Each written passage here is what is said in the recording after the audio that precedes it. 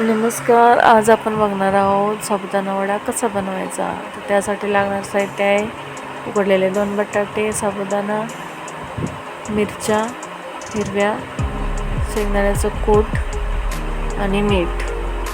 सर्वप्रथम आपण मिरच्या अशा पद्धतीने बारीक कुटून घेणार आहोत खलबत्त्यामध्ये छान कुटल्या जातात त्या आणि त्याची चवसुद्धा छान येते आपल्या वड्यांमध्ये. आता या कुटलेल्या मिरच्या, बटाटे, मीठ आणि चवीनुसार मीठ आणि शेंगदाण्याचं कूट आपल्या साबुदाण्यामध्ये टाकून एकजीव करून घेणार आहोत. सर्व साहित्य व्यवस्थित प्रमाणामध्ये मिक्स करायचं आहे. यानंतर सर्व साहित्य एकजीव करून घेऊयात आपण.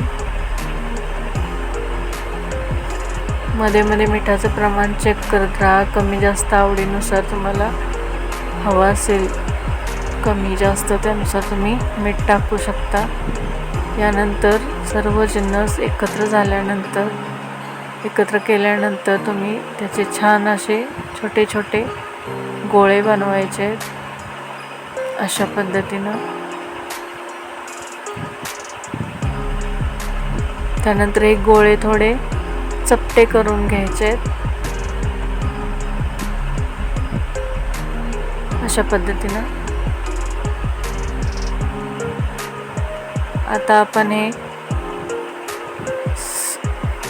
उरलेले बाकीचे अशा पद्धतीनं बनवून घेतलेले आहेत. यानंतर आपण तेल गरम करण्यासाठी कढई गॅसवर ठेवलेली आहे. तर हे तेल योग्य प्रमाणात तापले की आपण हे तयार केलेले वडे त्याच्यामध्ये तळून घ्यायचे आहेत.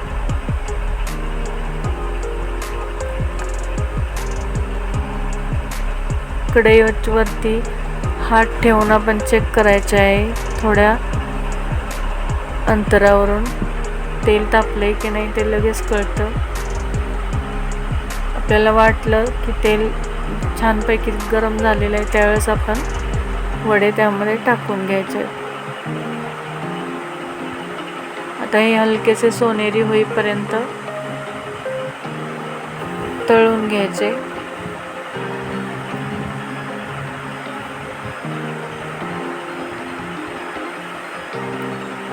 तेलात बुडतील इथपर्यंत वडे सोडायचे.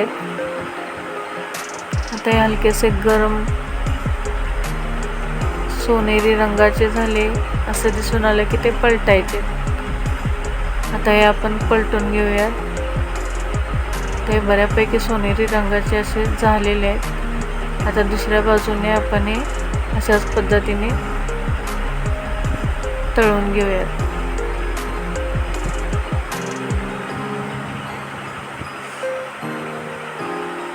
साबुदाणा वड्यांना चांगला सोनेरी रंग आलेला आहे.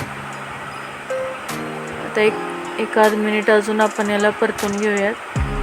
यानंतर आपण हे छानपैकी तळले गेलेले सोनेरी रंगाचे असे वडे प्लेटमध्ये काढून घेऊयात. क्रिस्पी असे सोनेरी रंगाचे साबुदाणा वडे आपले तयार आहेत. बाहेरून क्रिस्पी आणि आतून नरम असे.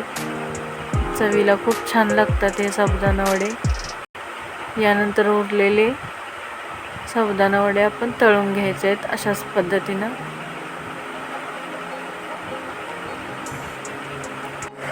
अशा प्रकारे आपले साबुदाणा वडे तयार झालेले आहेत. दह्याबरोबर हे साबुदाणा वडे खूप छान लागतात. तर या आषाढीला या पद्धतीचे साबुदाणा वडे नक्की करून पहा. माझी रेसिपी तुम्हाला कशी वाटली हे नक्की लाईक करा. कमेंट करून नक्की सांगा.